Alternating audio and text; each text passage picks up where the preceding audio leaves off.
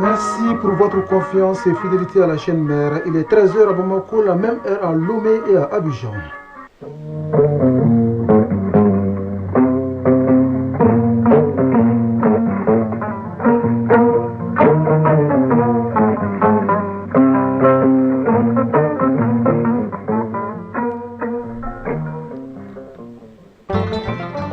Mesdames et messieurs, bonjour et bienvenue dans cette édition, la deuxième de Mali Actualité, au micro Fatou Djabi.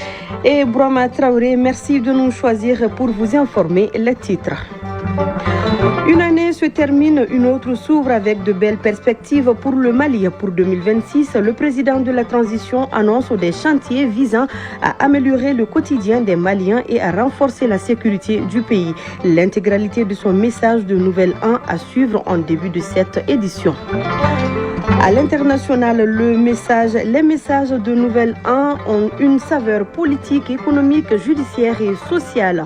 Les grandes lignes de l'adresse de certains chefs d'État dans une vingtaine de minutes. Entre affluence et sécurité, le quotidien des parkers est bien mouvementé devant les édifices publics et privés.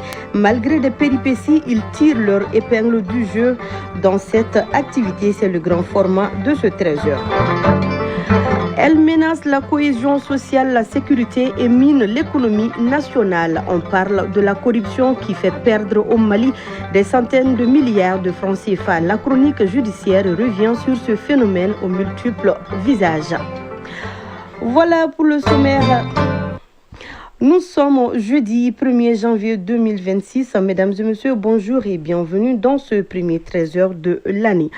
Je le disais au sommaire, une année s'achève, une autre commence. Celle de 2025 a été riche en événements. Dans son discours du Nouvel An, le président de la transition rappelle les faits majeurs. Bourama Traoré. Oui, Fatou Djabi, le général d'armée Assimi Goïta souligne également les défis rencontrés et annonce des belles perspectives pour 2026. Je vous invite à suivre l'adresse du chef de l'État.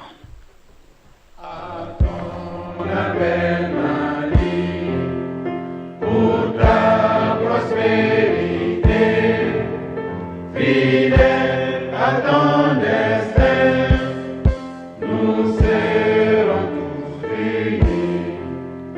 Un peu, un but, une fois, pour une Afrique unie.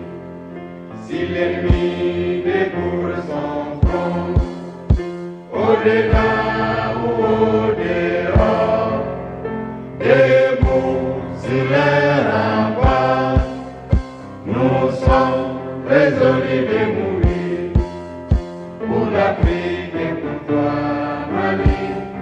Notre drapeau sera liberté pour l'Afrique et pour toi, Mali. Notre combat sera l'unité. Oh Mali d'aujourd'hui, oh Mali de demain. Les chants fleurissent d'espérance, les cœurs vibrent de confiance.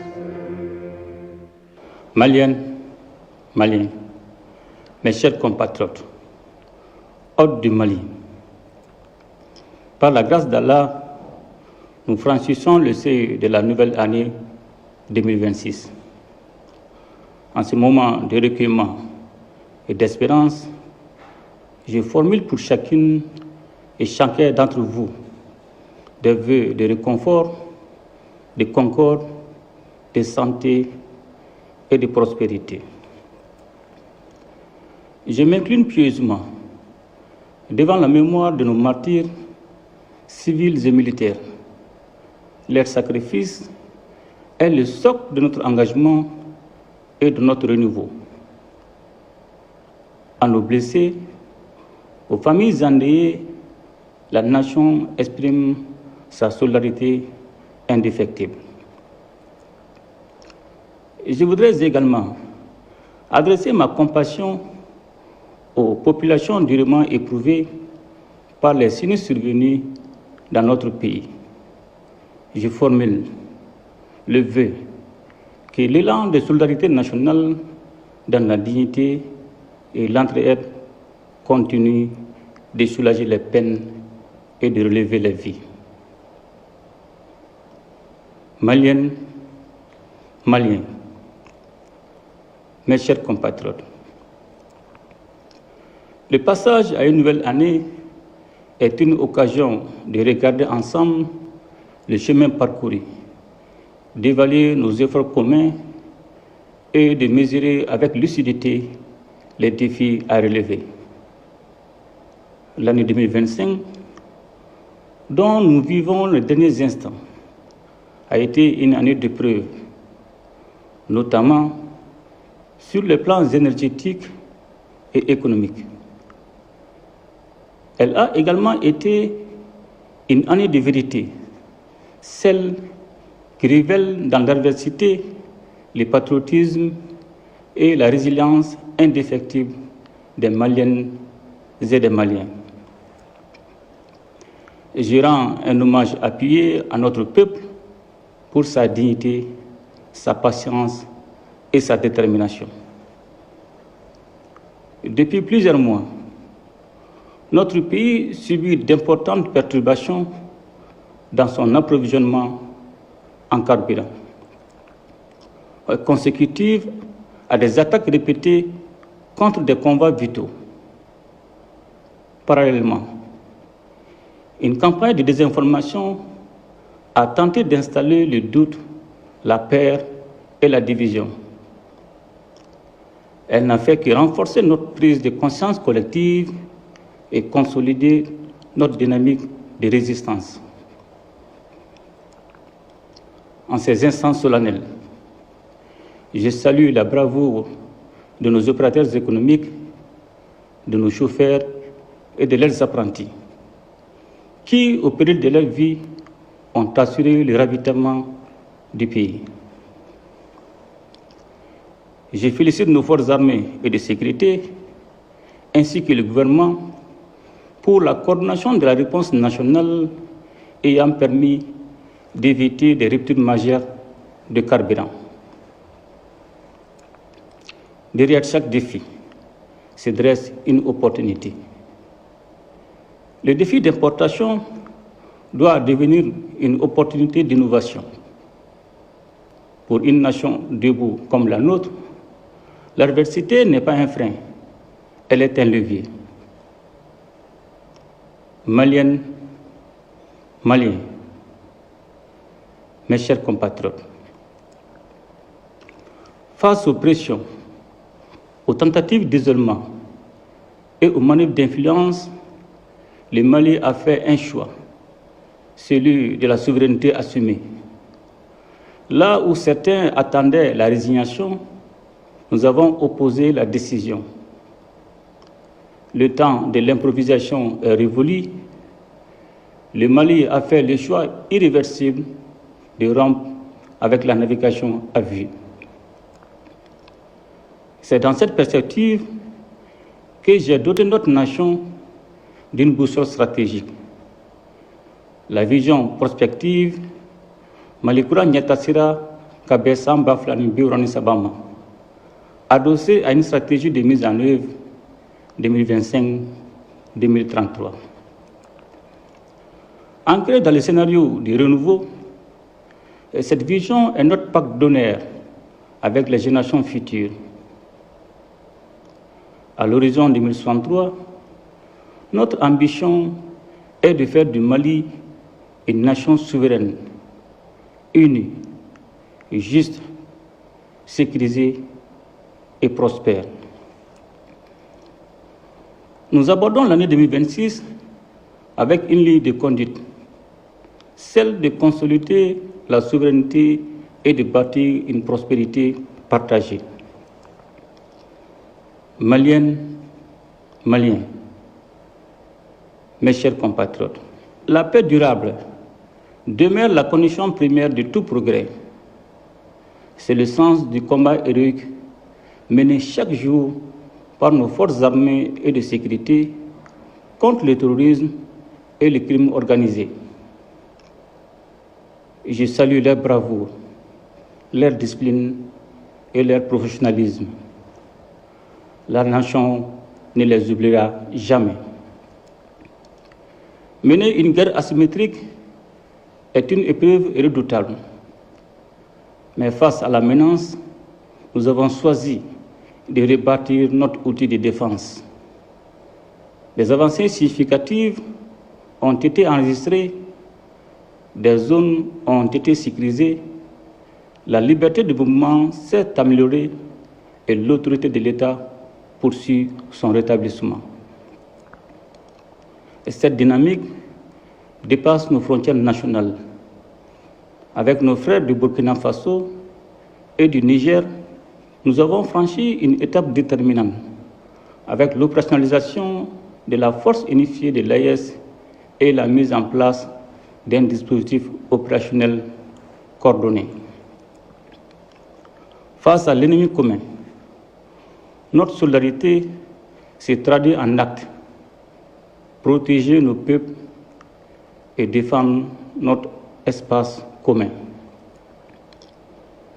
Nous savons aussi que la paix véritable ne s'impose pas, elle se construit. Elle exige la vérité, le dialogue et la confiance entre Maliens. L'adoption de la Charte pour la paix et la réconciliation nationale marque une étape décisive, celle d'un processus de paix endogène porté par notre volonté collective. Dans ce cadre, une nouvelle phase du programme du DDRI a été engagée avec un recrutement spécial et la réinsertion des milliers d'ex-combattants, notamment à Ménaka, Kidal, Mopti, Ségou, Gao et très prochainement Tombouctou. La mise en place de l'Observatoire pour la paix renforcera durablement cette dynamique. En tirant les leçons des processus de paix antérieurs, il apparaît clairement que les solutions maliennes sont les plus viables pour le Mali. Maliennes, Maliens, mes chers compatriotes, si la souveraineté militaire garantit l'intégrité du territoire, la souveraineté culturelle protège l'âme de la nation. C'est la raison pour laquelle nous avons engagé une dynamique de renaissance culturelle et d'éducation aux valeurs, afin de renforcer durablement le vivre ensemble et de façonner le Mali d'un courant, un citoyen patriote, responsable et bâtisseur. L'officialisation de nos langues nationales et la valorisation de nos légitimes traditionnelles ne sont pas du folklore. Elles expriment un retour à notre essence. Cette renaissance consolide la cohésion sociale, renforce la paix et fait de notre culture un levier de rayonnement et de développement endogène. Maliennes, Maliens, mes chers compatriotes, la justice et la gouvernance vertueuse demeureront au cœur de notre projet national. La lutte contre la délinquance économique et financière, la corruption et l'impunité n'est pas une option. Elle s'impose comme un devoir.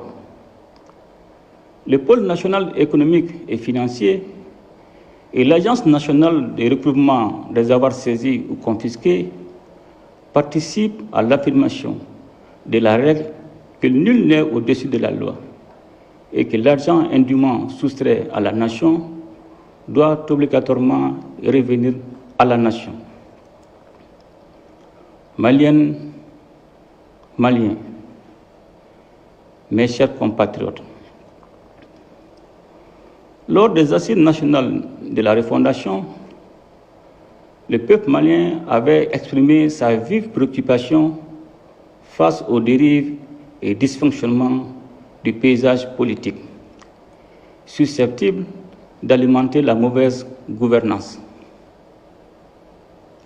Fidèle à notre engagement d'appliquer les recommandations issues des assises dans un esprit de concertation et d'inclusivité, j'ai décidé d'organiser en avril 2025 les consultations avec les forces vives de la nation afin de préciser les modalités d'application de certaines recommandations et de leur mise en œuvre dans le cadre de la relecture de la charte des partis politiques.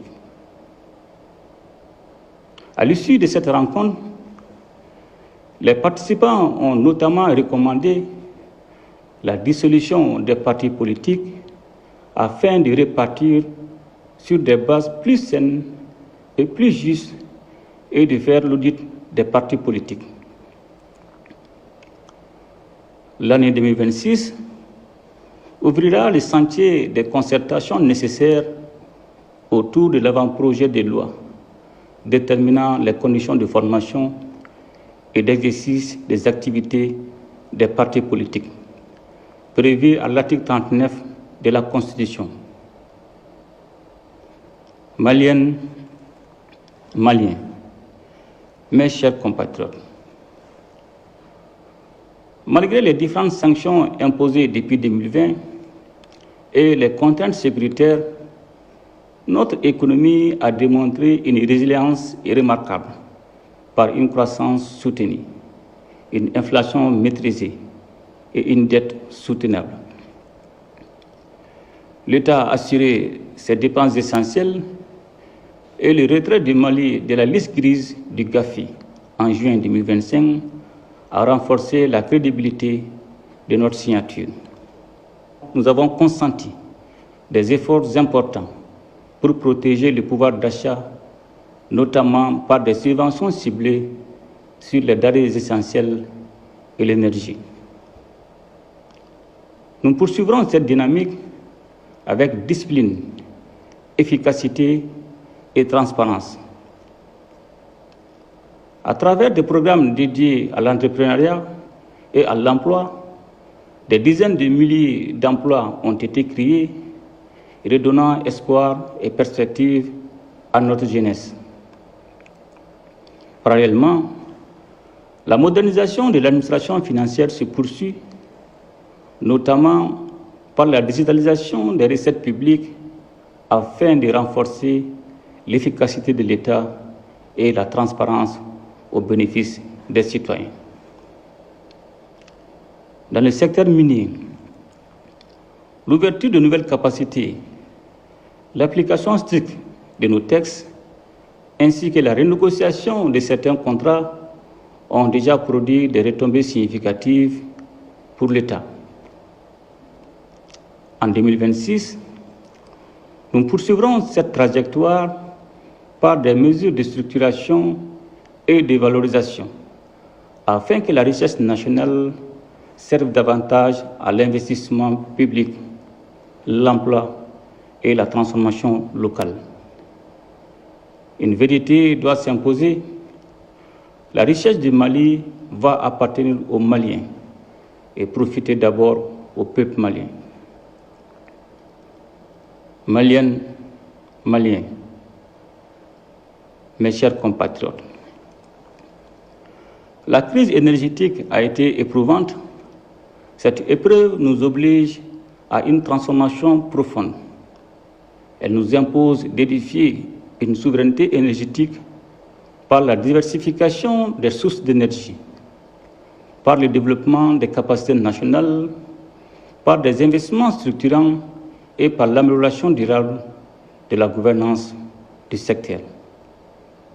Elle nous impose aussi un sursaut productif en transformant nos matières premières sur place, en créant plus de valeur, plus d'emplois, plus de revenus, en faisant de nos défis une opportunité d'industrialisation. Maliennes, Maliens, mes chers compatriotes,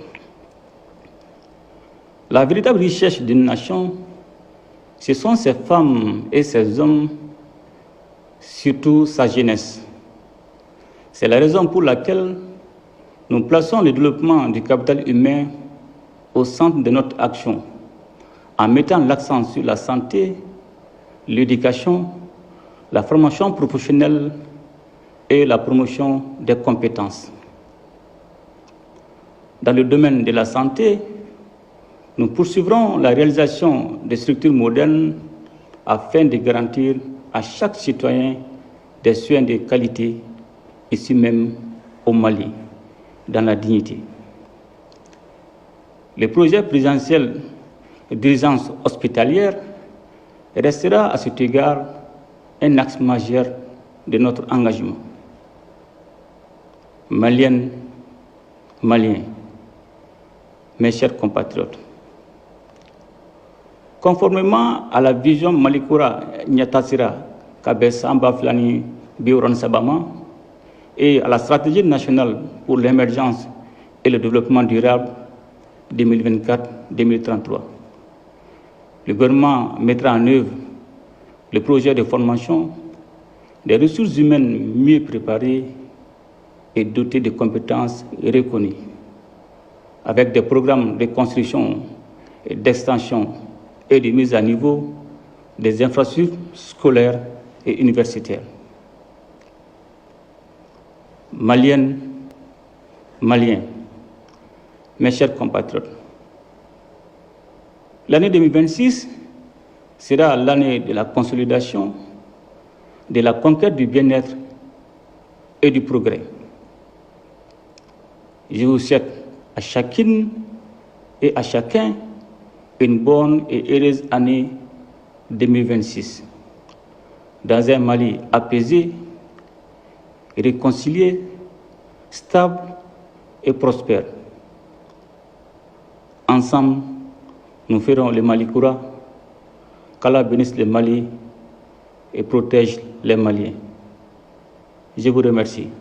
À ton appel, Mali, pour ta prospérité, fidèle à ton destin, nous serons tous unis. Un peu, un but, une foi, pour une Afrique unie.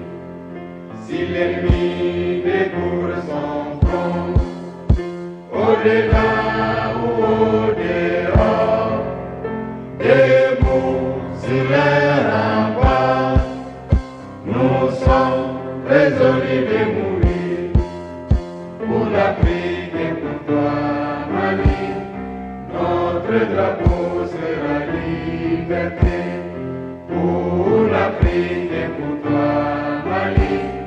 Notre combat sera l'unité. Oh Mali d'aujourd'hui, oh Mali de demain. Les chantreries d'espérance, les cœurs libres de confiance.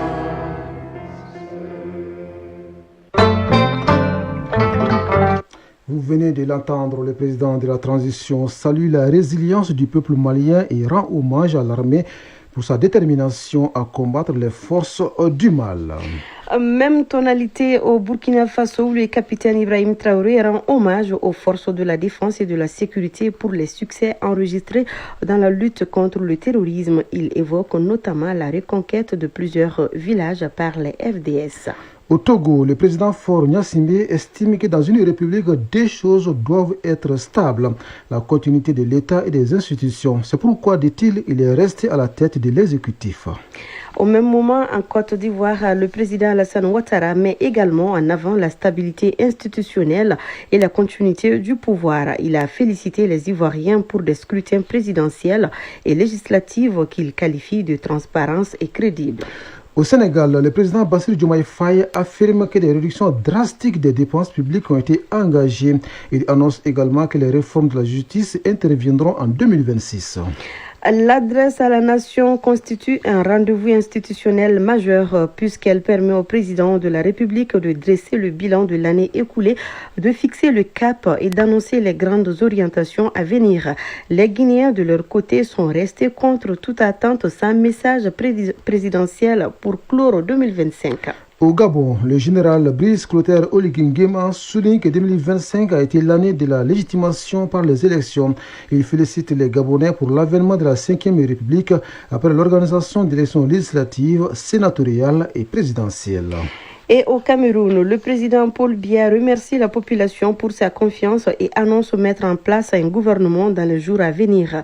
Durant près de 20 minutes, le chef de l'État camerounais est revenu sur plusieurs sujets qu'il avait déjà évoqués lors de sa prestation de serment relatif à la politique, l'économie, l'énergie, aux infrastructures ou encore aux emplois jeunes.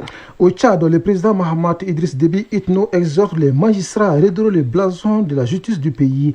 Justice souvent accusée d'être inférieur au pouvoir politique et miné par la corruption, en vous engageant résolument pour la séparation effective des pouvoirs et l'indépendance de la justice à travers notre retrait du Conseil supérieur de la magistrature. Notre seul objectif est de renforcer la justice comme socle de notre nation, a-t-il déclaré.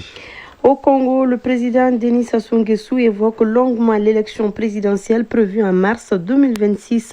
Un rendez-vous aussi sensible que déterminant pour le chef de l'État congolais qui appelle à une élection apaisée.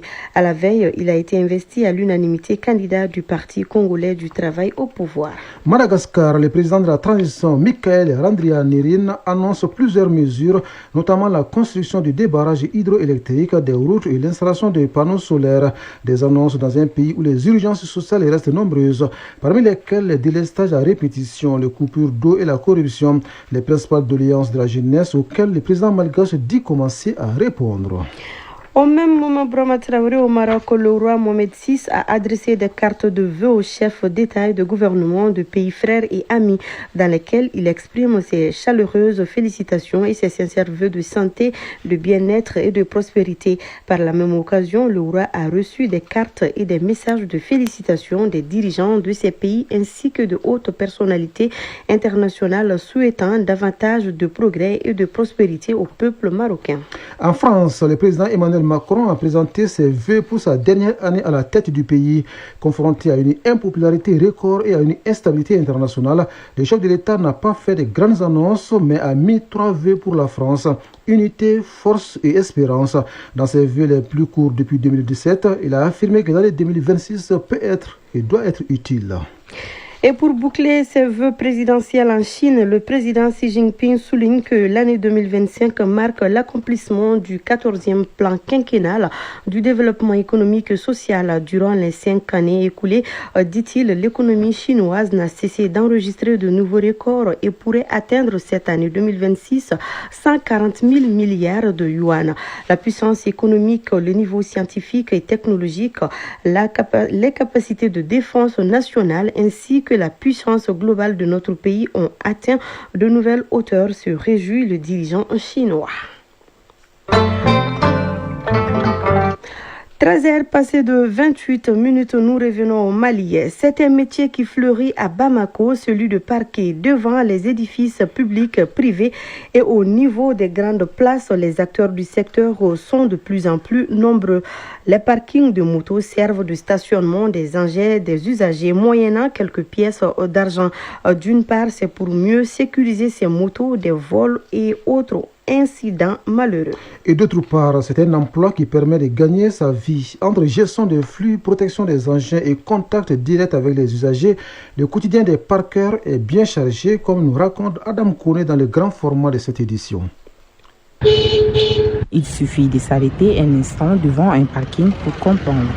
Ce n'est pas simplement un lieu de garde de moto, c'est un décor où chacun rejoue sa journée. Les parkeurs, eux, ils tracent leur routine, entre poussière, pour des klaxons et patience. Un quotidien discret, mais qui en dit long sur la cadence des activités dans notre ville. Khalid Diarra et Mauricine Koulibaly, tous deux parkers, racontent leur quotidien ainsi que les difficultés auxquelles ils sont confrontés en pleine période de crise des carburants. Khalid Diarra. Notre travail consiste à bien accueillir les clients. S'ils viennent, nous gardons leur moto. Ce moment est très difficile car nous ne parvenons pas à subvenir à nos besoins à cause de la crise du carburant. En temps normal, nous pouvons gagner entre 4 000 francs, 10 000 francs, voire 15 000 francs par jour. Mauricine Koulibaly. Le premier rôle d'un parqueur est de sécuriser les engins. Il doit bien accueillir les clients malgré les tempéraments des uns et des autres. Nous parvenons à subvenir aux besoins de nos familles, mais actuellement, les temps sont durs à cause de la crise de carburant. De son côté, Alfousseni Diarra, également parqueur, parvient lui aussi à subvenir à ses besoins grâce à ce métier. Nous sommes des parqueurs. Notre rôle consiste à bien garder les motos et les arranger. Dieu merci, nous parvenons à subvenir à nos besoins. La seule difficulté que nous rencontrons est le fait que certains clients gardent très mal leurs motos. Ousmane Ba et Demba Diarra, tous deux clients du parking, réclament une baisse du tarif. Je peux faire 4 à 5 va-et-vient dans la journée. Donc à chaque fois que je viens, je dois garer ma moto au niveau du parking. Et à chaque fois que je prends la moto, je dois payer aussi. Donc le parking, c'est 200 francs. Donc imaginez, 4 à 5 fois 200 francs. Bon, je garde ma moto au niveau du parking, ça c'est pour la sécurité. Voilà, c'est pour que la moto puisse être entre les bonnes mains. Quand je ne suis pas là, ne pas m'inquiéter ou que quelqu'un vienne détruire quelque chose. Pour moi, le prix est vraiment élevé parce qu'auparavant c'était 100 francs. Maintenant, c'est venu à 200 francs. Je garde ma moto au parking pour la sécuriser. Le prix est de 200 francs l'unité, mais je demande au parqueur de réduire à 100 francs car nous sommes devant un hôpital et nous pouvons faire beaucoup de va-et-vient dans la journée. Si à chaque fois il faut payer les 200 francs, ce n'est pas facile. En revanche, Marie-Bernadette Damelier trouve le prix du parking raisonnable. Pour la sécurité, parce que je garde ma moto au parking pour la sécurité. Quand on la garde au marché, on risque de se faire voler. Les prix du parking varient entre 100 francs et 200 francs selon le temps passé au marché. Je trouve les prix raisonnables. Contrairement à l'opinion publique, les parqueurs ne versent aucune taxe aux services fiscaux à la fin du mois. Non, nous ne les prenons rien du tout. Omar Kanté est directeur à l'Institut supérieur des techniques économiques, comptables et commerciales. Mais seulement lorsque une moto se perd dans la cour, pendant que c'est eux qui doivent garder cela, dans le contrat il est dit qu'ils doivent payer. C'est ça qu'on nous dit. Deux, encore, on les a demandé que chaque mois, qu'ils donnent 10 000 francs au bureau des étudiants pour alimenter leur bureau. Quand les rues se vident, leur mission s'achève, mais leur rôle, lui, ne s'arrête jamais. Demain, les parqueurs seront encore là, dans un silencieux d'un désordre qui commence.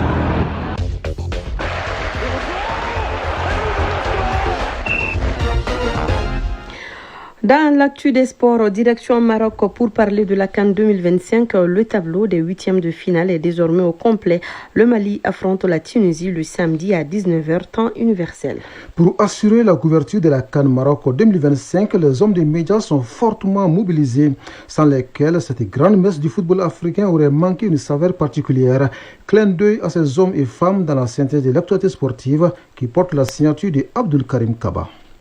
CAN Maroc 2025, le tableau de huitième de finale est connu. Cela à l'issue des rencontres des poules dans les groupes E et F. Après le repos aujourd'hui et demain, le programme reprendra à la faveur des huitièmes de finale samedi. Il y aura 2 matchs, notamment Sénégal-Soudan en 16h. Le Mali jouera contre la Tunisie à 19h. Dimanche, le Maroc, pays hôte, affrontera la Tanzanie à 16h. À 19h, l'Afrique du Sud en découdra avec le Cameroun. Lundi, l'Égypte sera face au Bénin à 16h. À 19h, le Nigeria sera opposé au Mozambique. Ces huitièmes de finale prendront fin mardi avec les oppositions Algérie RD Congo à 16h, Côte d'Ivoire Burkina Faso à 19h. Restons toujours au Maroc. La CAN Maroc 2025 se passe avec les hommes de médias venus d'un peu partout à travers le continent et ailleurs pour être des témoins et faire revivre l'événement dans les différents médias. Un de nos envoyés spéciaux, Isaac Tchenou, s'est intéressé à la presse dans cette CAN Maroc 2025. La CAN au Maroc est aussi marquée par une grande présence de journalistes sportifs maliens et étrangers. Chacun, selon ses ambitions et orientations, couvre la compétition et s'avertit à faire résonner les échos de la CAN dans les médias. Omar Baba Traoré, président de l'association des journalistes sportifs du Mali, AGSM. L'objectif de ce déplacement, c'est la mission initiale adressée à la presse sportive, à la presse de façon générale. Il s'agit de la couverture médiatique de cet événement continental. Être témoin de ça, à la suite de la couverture médiatique, susciter la mobilisation générale autour de notre sélection nationale. Alexandre Le Grand Ramba, journaliste du Burkina Faso. J'accompagne certes les étalons, mais je me fais le plaisir et le devoir de suivre les autres pays, surtout le Mali qui est là, et le Bénin, les pays voisins. Et quand le temps me permet, je vais sur d'autres stades. Ce que je constate, c'est d'abord les infrastructures. C'est une compétition qui, sur le plan infrastructurel, est bien partie, mais sur le plan de l'affluence, il y a quand même quelque chose à redire parce que les stades ne sont pas pleins. Un travail qui ne va pas sans difficulté. Oumar Baba Traoré, président de l'Association des journalistes sportifs du Mali, AGSM. Une CAN particulière, d'abord le nombre de qualifiés plus le nombre de participants plus le calendrier. Initialement, la CAN s'est jouée en janvier-février et nous sommes en décembre-janvier et surtout avec un climat qui n'est pas du tout favorable aux Sahéliens. La particularité, il y a l'application Yala qui est une première dans l'histoire de la CAN où il faut passer par l'application Yala pour faire la demande d'AEVM, l'autorisation électronique de voyage au Maroc, aussi pour avoir un numéro Fan ID. Alexandre Le Grand Ramba, journaliste sportif du Burkina. C'est vrai que lorsque j'ai aperçu justement cette exigence de la part de la CAF, c'est une nouveauté. Déjà pour remplir, c'était compliqué. Et si vous avez constaté, c'est maintenant sur place qu'on nous donne les tickets. Certainement, c'est pour faire plusieurs filtrages afin de ne recevoir véritablement que les vrais journalistes qui sont accrédités. Même si des difficultés existent, la fête reste totale au Maroc pour les amoureux du ballon rond. À la 35e CAN au Maroc, Isaac Yunus Mandao, Taïb Adjabakoui, Oumar Traoré, Saïd Bomelamine Diarra pour l'ORTM. Chronique judiciaire. C'est une hémorragie qu'il faut stopper pour ne pas compromettre le développement. La corruption dont il s'agit impacte négativement la cohésion sociale et la sécurité collective, un phénomène qui fait perdre au Mali des centaines de milliards de francs CFA. Fatou Diaby. Oui, Brahma Traoré, des sommes qui pourraient servir à répondre aux besoins essentiels et vitaux des populations. La chronique judiciaire de ce jeudi s'intéresse à la pratique aux conséquences multiples. Elle est signée Garibou Pérou. Elle ne fait pas toujours de bruit, elle n'annonce pas son arrivée. Pourtant, partout où elle s'installe, la corruption laisse derrière elle des ruines. En ville comme à la campagne, au sein des administrations publiques comme dans les entreprises privées, elle agit souvent à visage découvert, défiant les règles et les institutions. Ce détournement de pouvoir exercé au profit de quelques-uns compromet l'intérêt général et fragilise les fondements même de la société. Draman Yakouba Diallo, directeur du projet LUSEG. Les conséquences de la corruption sont multiples. D'abord, si vous prenez sur le plan social, la corruption aggrave les inégalités. Elle entrave le développement social. Elle diminue les capacités de l'État à fournir des services publics de qualité aux communautés, notamment sur le plan de l'éducation, sur le plan de la santé, sur le plan de l'énergie. La corruption est pour beaucoup dans cela. Et sur le plan de la sécurité, la corruption diminue les capacités de réponse à la sécurité au niveau du pays. Si vous prenez le plan de la cohésion sociale, les tensions que nous avons au niveau communautaire sont très souvent dues à l'insuffisance des moyens d'existence. Nous avons besoin de plus d'infrastructures, que ce soit au niveau urbain ou au niveau rural. Et le simple fait qu'il y ait beaucoup de compétition autour des ressources qui sont disponibles fait qu'il y a beaucoup de tensions. Et ces tensions peuvent s'aggraver, aller de simples discussions jusqu'à des affrontements et même parfois des conflits armés. Comparable à une pandémie moderne, la corruption ne connaît ni frontières ni secteur. Routes inachevées, écoles délabrées, hôpitaux sous-occupés. C'est un fléau devenu pour beaucoup le mal du siècle qui fait fuir les investisseurs. C'est la mère de tous les maux. Un pays qui est qualifié de corrompu attire très peu d'investissements. Et quand il n'y a pas d'investissement, il n'y a pas de développement possible. La corruption revêt de multiples visages, pots de vin, abus de pouvoir ou favoritisme. Face à ces fléaux, il faut une mobilisation collective. La corruption se manifeste de plusieurs manières. D'abord, ce qui est très fréquent, c'est que les populations se retrouvent face à quelqu'un qui a un pouvoir qui lui est conféré par la loi.